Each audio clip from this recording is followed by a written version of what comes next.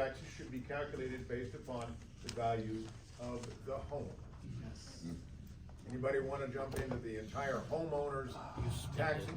Come on, let's go. Which is certainly segue into my approach. You know, it's news you don't want to hear.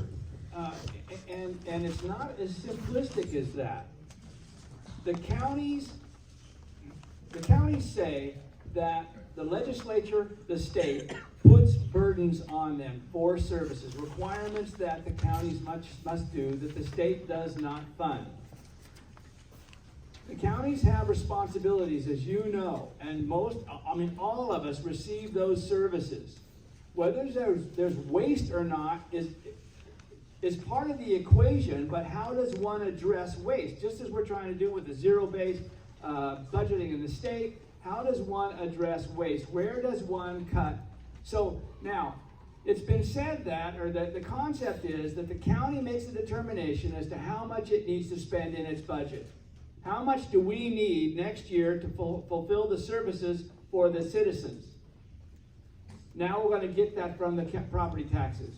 Now the counties only get, I think it's 52% of the amount of your property taxes. The rest of the other taxing districts, right? All of the other taxing districts. So the county is only getting a portion of that property tax. Now when we say, anytime in the past, when we say we're going to lower property taxes, it's a shift. Someone else is paying for that service. It's not as easy as just saying, okay, counties, let's start cutting 20% of the budget across the way. Okay, roads, right? Highway districts, 20% across the way.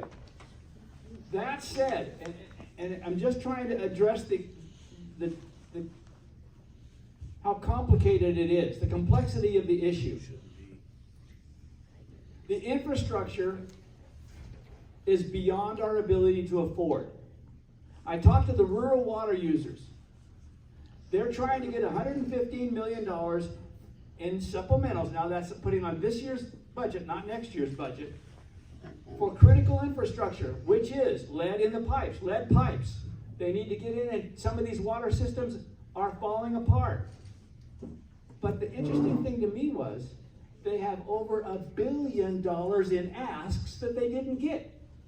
And I went to the chairman of appropriations and I said, I just learned this. We're talking about $1.5 billion that they're requesting that they don't have, it's not going to be in the budget. They're not going to get, that they believe they need for rural water infrastructure. Now, as an aside, what has made America great? Yes, freedom, but electricity and water, cleanliness and power.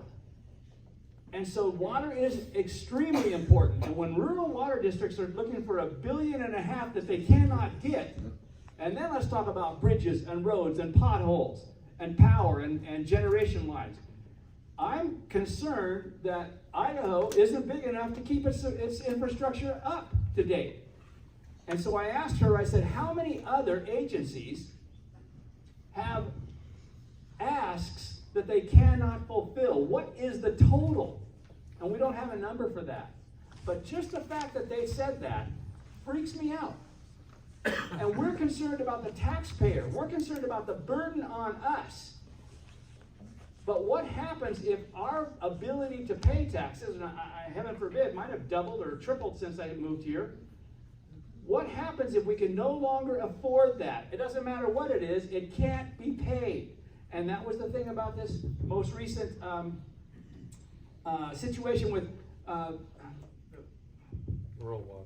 well, I'm thinking about our property taxes. We have the exemption. Anyway, the Homeowners exemption. no, when we have the Circuit breaker. circuit breaker. Thank you. Oof, sorry. The circuit breaker. It's set such that if your income is at a certain level and the value of the property is a certain level, you can apply not to make that payment. And the number of calls that came in since we changed it last year of people that are on retirement, spouses that are widows or widowers, that $200 or $250 a month is impossible to pay. It cannot be done. I do not have it. And it was like, how do we break the circuit breaker in 1 year to make that happen? And yet we did. And this is an example, if that person can't afford to pay their property taxes, it's shifting to the rest of us. It's shifting to the rest of us. So where is, you see the complexities here. So it's not as simple as simply saying, okay, let's just cut everybody's budget. That could be done, but what are the ramifications down the road? I don't like the property taxes. We're doing everything we can to figure out a way, and believe me, the House is, that's another political issue in terms of the Senate having a bill and the House having a couple of bills and who the governor is going to support and why. But we're working on the property tax issue, trying to make it so that it's not a shift to another taxing district or another source of funds, and actually bringing it down so that it's, I mean, we're going to do without something, and we can do without something. What? And how are we going to come to an agreement on that? Is that satisfying enough? I mean, do you understand? Thank you.